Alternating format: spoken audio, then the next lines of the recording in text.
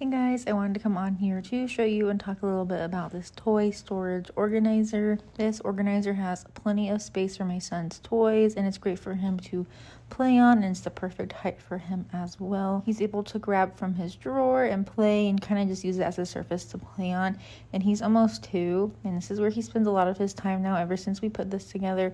Like I said, it's like the perfect height for him, and he's basically able to store all his toys in here, so it's great for organizing, especially if your kid has a lot of toys.